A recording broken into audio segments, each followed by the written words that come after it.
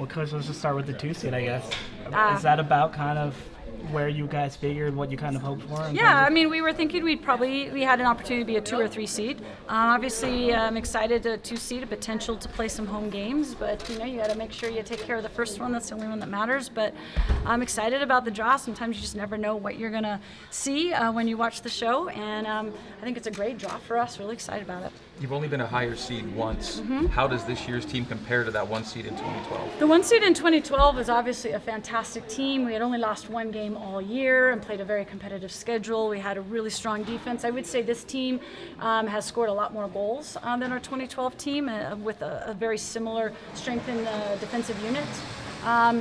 So I think this team, has kind of got both things going for them. We have a great attack and a great defense. The girls work hard on both sides of the ball, and Boise State has had a fantastic year. They've got 18 wins, and so I'm sure they're excited to get into the tournament after winning their conference championship. So, we'll have our hands full, but just really excited to play again on Southfield. You've played a lot of tournament games in your career here, or coach a lot of tournament games in your career here. What's special about playing at home in a playoff format that maybe you don't necessarily get when going on the road? I just think that playing at home, especially for us, is a huge advantage. We play very well here in front of our home crowd and on South Field. We just there's just more excitement, and we've played and proven to play well on the road as well, especially this year. But there's nothing like playing at home, and I think that's what everybody is always shooting for in the conference, in the NCAAs, is for opportunities to play home games, and that's a big advantage. And so hopefully, we can go and do what we do, take one game at a time, and get some good results in this first matchup, and then we'll go from there. Is there anything about last year's TCU opener that will help you this year, this time around? I think it's just a good reminder of the physicality that we saw at TCU. We hadn't had that physical of a game during conference play, but this year we've had some really physical matches in conference play, so I think that's helped us. But that was one thing that I think that caught us off guard a little bit, and I think just, again, playing at home and the confidence that the girls feel here on Southfield. What do you expect on Friday night in the way of a vibe? Just excitement. These girls have been very consistent in their preparation.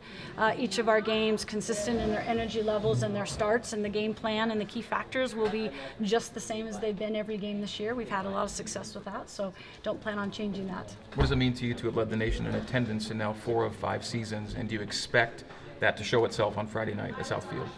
Yeah, we could only hope so. We feel very fortunate to play at a place that is so well supported, both home and on the road. Cougar Nation shows up and supports us on the road, but the fan base here is fantastic. We've got a great marketing group that helps us get the word out. I'm sure the word's going to go out real quick here now, and hopefully we'll play in front of a big crowd. The weather's not supposed to be too bad. You never know this time of year, but it looks to be, favorable for us. And so, yeah, let's go. Okay. What's the way that you maintain the consistent play with this team? They talk about a mindset the kids do all the time. Yeah, you don't want to get too high or too low. It's similar to like senior night. It's obviously a very emotional night and a celebration, but we did something before, and we didn't approach the game any differently. Even though those emotions and those pressures are still there, we just kind of prepare like we did every game. And obviously the girls showed up and played extremely well for our last regular season game, and it'll be the same. I mean, the emotions and the pressure and the excitement's all going to be there, but we're just going to prepare as we have, and we'll take a look at Boise State and find out what they do, but most of the focus will be on what we do and how we can continue to get better. The streak almost never got talked about, but you did get to the NCAA tournament without a single loss for the first time in your career. Can you speak to just what it took to actually get there with a 0? Yeah, it's just, again, it's similar to the rankings and the streaks. We don't really address those things other than just making sure that the girls appreciate what they've accomplished. So mid-season, we did kind of take a minute to say, hey, look at what you've done, look where you are, look where you're ranked, look what you've worked for, appreciate it, and just understand how much you've accomplished, because those kind of accomplishments should build confidence moving forward. And, as far as the undefeated, it's something we didn't talk about. We were so invested in just trying to get 3 points for each conference game. Our main goal was to win the conference championship, and that's happened, and now our main goal will be to win on Friday night. The girls weren't familiar with Boise State at all, but do you have any familiarity? No, I don't remember if we've even played. Greg would know at some point, but I don't remember. I don't know if we've ever played Boise State at Southfield or up there. So not a team that we're familiar with at all. So we'll get to work on that.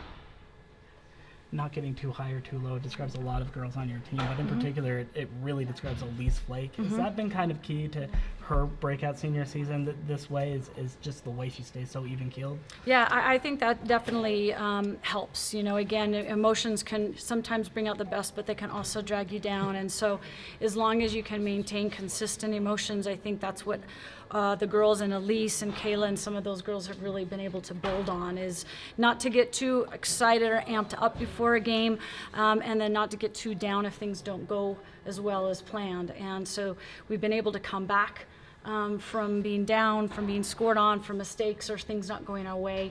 You know, the girls have just been able to find a way to get results and to continue to improve with each game.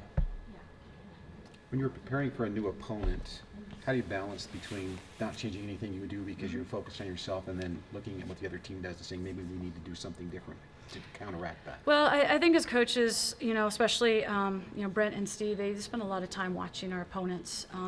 And again, we want to be familiar with what they've done. I mean, they've had a very successful 18 games. That's a lot of wins for anybody. And obviously, they've been successful. They've got to be feeling pretty confident. But you know, we'll look and see who's scoring goals for them, kind of what formation they play. But most likely, we're not going to change too much of what we do. We just want to see where the opportunities will be for us to gain an advantage.